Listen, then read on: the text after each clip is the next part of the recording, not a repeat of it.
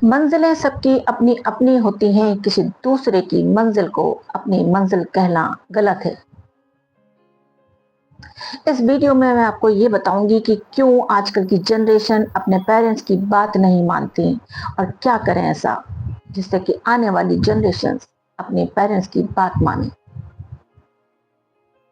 ये वीडियो उन लोगों के लिए ज़्यादा यूजफुल है जो कि अभी बेबी प्लान कर रहे हैं। ये उनके लिए भी यूजफुल है जिन्होंने अपनी मैरिड लाइफ में कदम रखा है या रखने जा रहे हैं।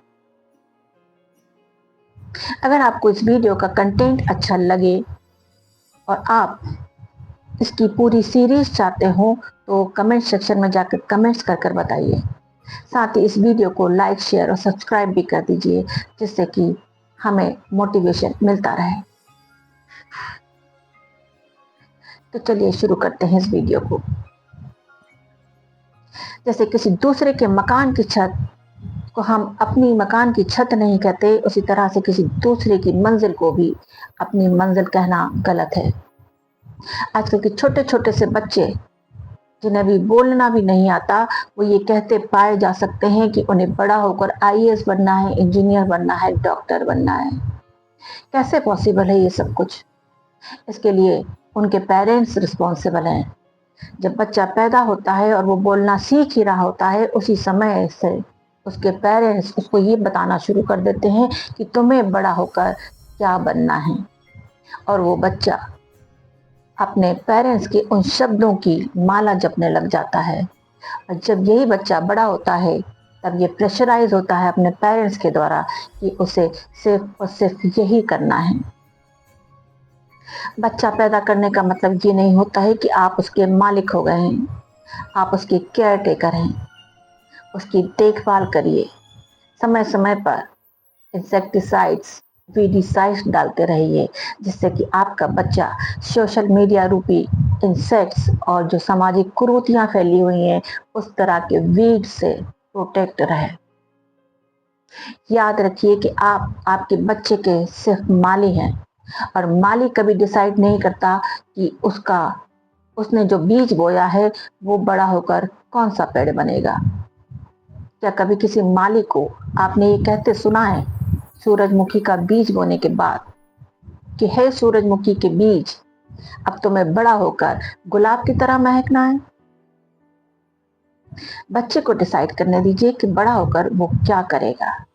आपका काम सिर्फ उसकी देखभाल करना है, उसमें संस्कार रूपी अच्छे बीज डालना है तो वो आप डालते रहिए।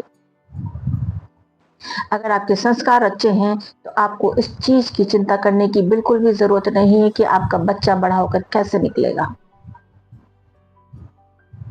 माली अच्छी क्वालिटी का बीज बोने के बाद उसकी देखभाल करता है और फिर पेशेंस रखता है कि उसका पेड़ कब बड़ा होगा। उसी तरह से पेरेंट्स को भी करना चाहिए कि वो अच्छी संस्कार डालें, अच्छा बीज बोएं और उसके बाद पेशेंस रखें।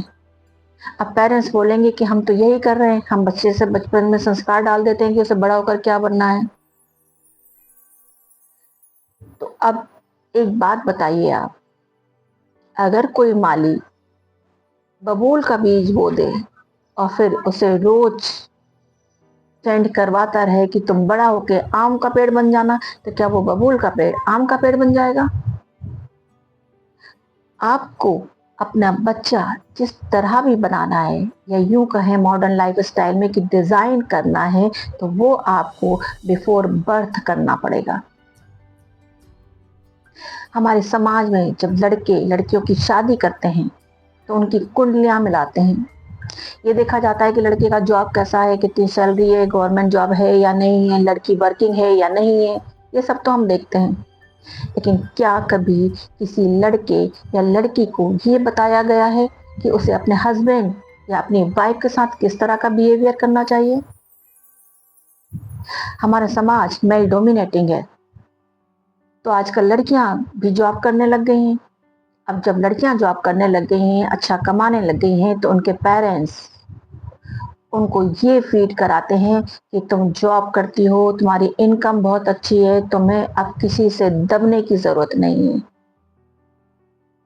अब जब इस तरह के बच्चों की शादी होती है और ये अपने नई जनरेशन को जन्म देते हैं, तो बताइए, ना ही माली अच्छा था, ना ही बीज अच्छा था, तो जनरेशन कैसे अच्छी आएगी?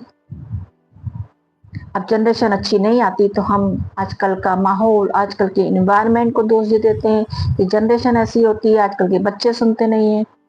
तो अगर ऐसे बच्चे हुए तो उन्हें लाया कौन था? लाए तो हम ही थे। तो क्या हम इसके लिए रिस्पॉन्सिबल नहीं हैं?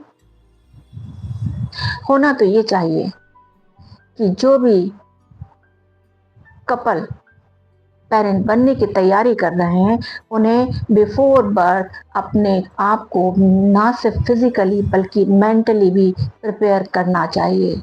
अपने मेंटल स्टेट पे भी ध्यान देना चाहिए। जैसे किसान करता है कि जब वो बीज बोता है तो वो सबसे पहले ज़मीन को समतल करता है, उपजाऊ बनाने लायक करता है, और फिर जाके उसमें बीज बोता है।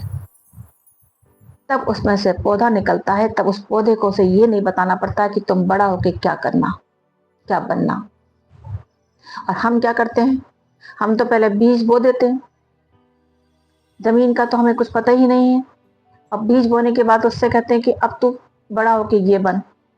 तो क्या ये पॉसिबल है कि हमने बीज किसी और का बोया था और फल हम किसी और का चाहें? तो जो भी कपल पेरेंट्स बनने की तैयारी कर रहे हैं, उन्हें सबसे पहले अपनी फिजिकल स्टेट पे तो ध्यान देना ही है, लेकिन मेंटल स्टेट पे ध्यान देना है।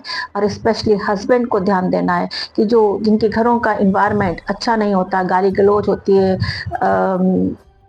जिनके यहाँ लेडीज का रिस्पेक्ट नहीं होता, तो ऐसी कंडीशन में वो जो लेडी होती है, जो भी आपकी जनरेशन को जन्म देने वाली होती है, उसकी मेंटल स्टेट अच्छी नहीं होगी। और जब उसकी मेंटल स्टेट अच्छी नहीं होगी तो वो जो बच्चा आएगा वो भी अच्छी मेंटल स्टेट वाला नहीं आएगा।